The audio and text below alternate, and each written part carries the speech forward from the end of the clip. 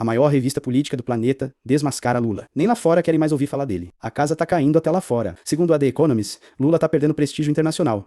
E aqui dentro também não engana mais ninguém. Impopular no Brasil e no exterior, é o famoso anão diplomático. A esquerda grita, mas o mundo tá abrindo os olhos. Tá difícil vender narrativa quando o produto é rejeitado até na vitrine global. Então já dá o like, compartilha e se inscreve. Porque aqui a gente mostra o que até a imprensa internacional já começou a enxergar. Trago para vocês a informação que o presidente Lula tem atravessado um momento bastante delicado, tanto no cenário internacional quanto aqui dentro do Brasil.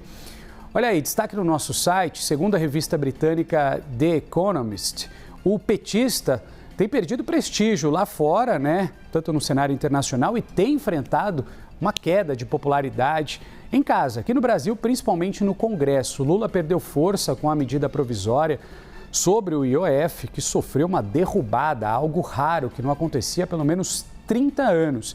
Nessa reportagem do The Economist, fala inclusive que no campo externo o Brasil se distanciou dos Estados Unidos e tem se aproximado de países como a China, por exemplo, e também a Rússia.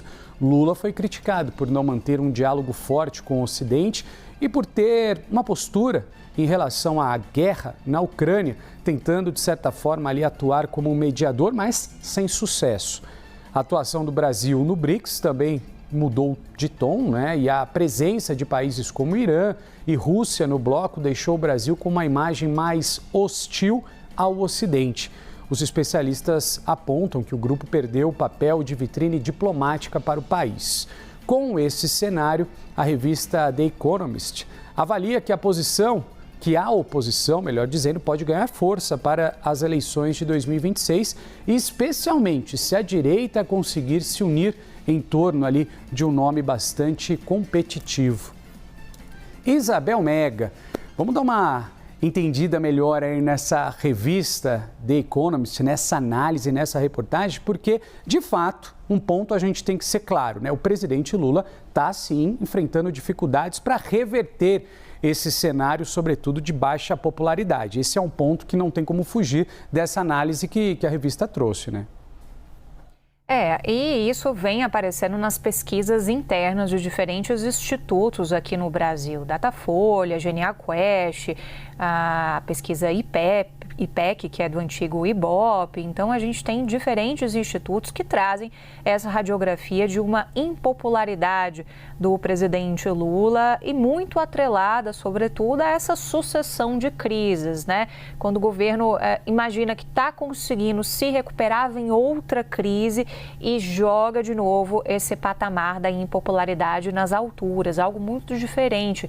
dos primeiros mandatos do presidente Lula. Então, o que a revista traz é um diagnóstico lá para fora, que para nós aqui dentro já está colocado por diferentes institutos de pesquisa e que, com o passar dos próximos meses, vai dizer, Renan, qual é o tamanho do risco eleitoral que o presidente Lula pode sofrer ou não em uma eventual tentativa de reeleição em outubro de 2026. Ele se coloca como um candidato à reeleição, mas muitos aliados próximos do presidente Lula avaliam o seguinte: tem um patamar ali de cerca de 40% que você tem que tentar não fazer com que se ultrapasse esse patamar.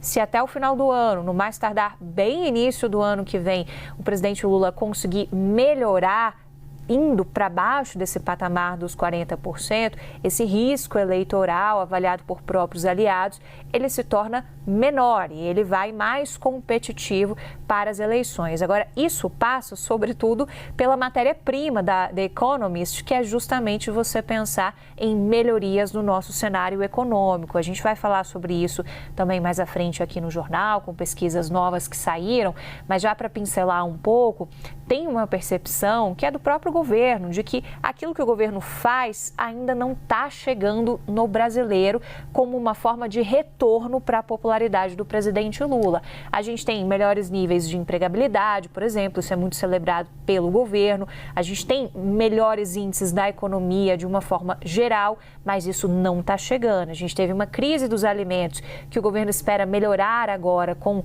a nova safra. Hoje tem lançamento de plano safra, por exemplo, no Palácio do Planalto. Isso é muito celebrado pelo governo, porque isso pode atingir ali um nível de animação, digamos assim, dessa fatia muito expressiva do nosso PIB, e isso repercutir também para uma redução no preço de alguns alimentos que estão muito caros no Brasil, e essa dificuldade do brasileiro de colocar comida na mesa é sentida de uma forma geral pela população de baixa renda, que é justamente uma população que o PT sempre teve muito cativa. Então, esses diagnósticos todos, eles aparecem de uma forma ou de outra nessa reportagem da revista The Economist, que cita também o posicionamento do presidente Lula em relação ao cenário internacional, de uma maneira bastante crítica.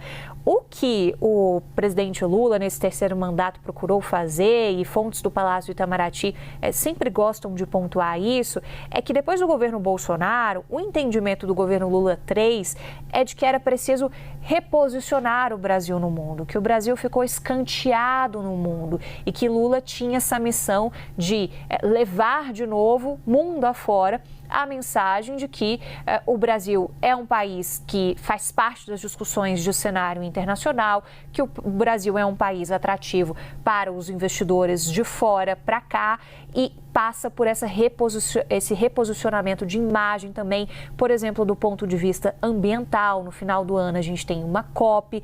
Então, são pontos que são elencados pelo Palácio do Itamaraty e que contrapõe um pouco essa visão da The Economist de que o presidente Lula se tornou uma espécie de pária internacional. Para o atual Palácio de Itamaraty, isso acontecia com o ex-presidente Jair Bolsonaro, e que foi justamente isso que deu muito trabalho na visão deles no início da gestão Lula, para que possa conseguir mostrar mundo afora uma imagem de um Brasil diferente, de um Brasil que tem preocupações ambientais, de um Brasil que tem preocupações reformistas, sem preocupações com multilateralismo. Então, são alguns dos pontos que a revista traz e que a gente já tem um pouco daquilo que é discurso dentro do governo de contrapor a essas colocações sobre uma falta de protagonismo do presidente Lula no cenário internacional. Lula, de fato, tentou muito se colocar como intermediador até mesmo em guerras, mas não conseguiu. E esse ponto também é relevante da gente trazer aqui para análise.